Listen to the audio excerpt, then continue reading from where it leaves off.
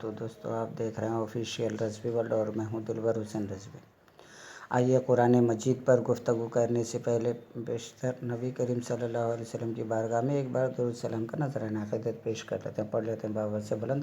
اللہم صلی علی سیدنا مولانا محمد بارک سلم صلاۃ و سلام علیک یا رسول اللہ صلی اللہ علیہ وسلم۔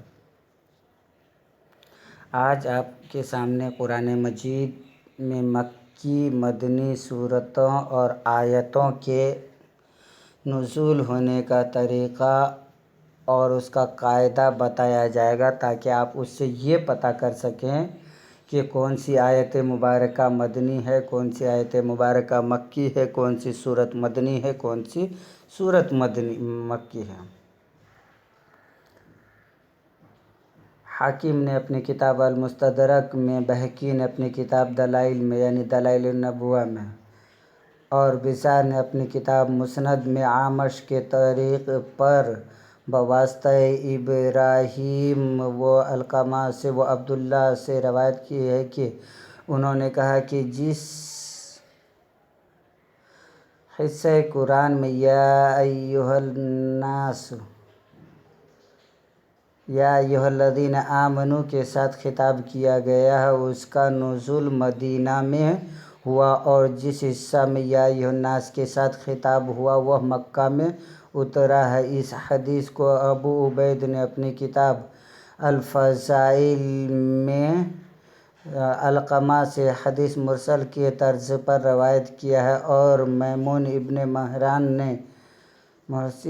سے مروی ہے کہ جہاں جہاں قرآن میں یا ایھا الناس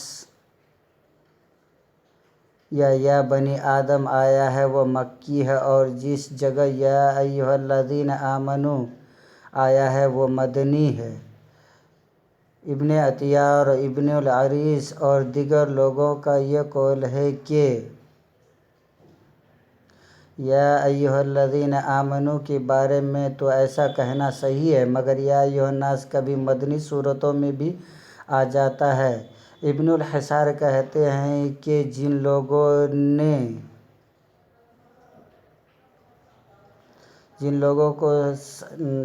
نے صحیح طریقے سے ناسخ منسوخ کی تحقیق کی طرف زیادہ توجہ کی ہے، انہوں نے اس حدیث کو باوجود اس کے ضعیف ہونے کے بھی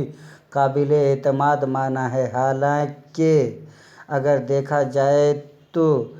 بادنہ تأمل معلوم ہو جاتا ہے کہ سورۃ النساء بالاتفاق سب کے نزدیک مدنی ہے۔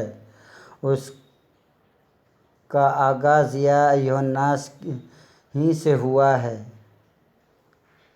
اس طرح سورۃ الحج کے مکی ہونے پر سب کا اتفاق ہے، تاہم اس میں یا ایھا الذین آمنوا وارکعوا سے موجود ہے، اور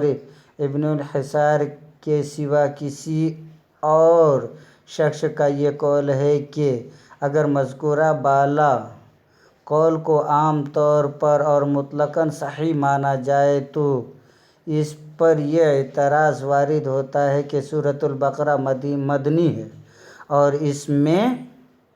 یا ایھا الناس اعبدوا ربکم اور یا ایھا الناس کلوا مما فی الارض حلالا طیبا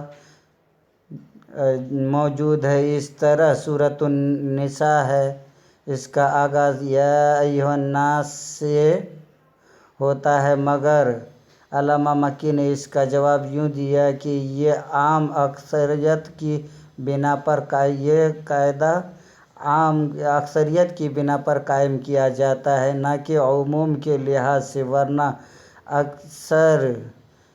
اکثر یہ صورتوں میں یا ایھا الذین آمنوا بھی وارد ہوا ہے۔ کسی اور شخص کا قول ہے کہ اس بات کو یوں سمجھ لینا اس سے قریب الفہم ہو جائے گا کہ خطاب کے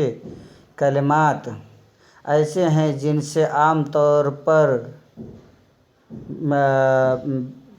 طور پر بالکل مکیہ یا مدینہ ہی کے کی مستعد ہے، یعنی مطلب مکہ مقصود، اس سے خطاب کے الفاظ سے مقصود کون کون ہے؟ مکہ اور مدینہ کے لوگ ہی ہیں۔ اور قاضی کا کہنا ہے کہ اگر اس بارے میں نقل کی طرف رجوع کیا گیا تو یہ بات یقیناً مان لی جا سکتی ہے، ورنہ اس کا سبب یہ قرار دیا جائے گا کہ مکہ مدینہ میں اہل ایمان کی کثرت تھی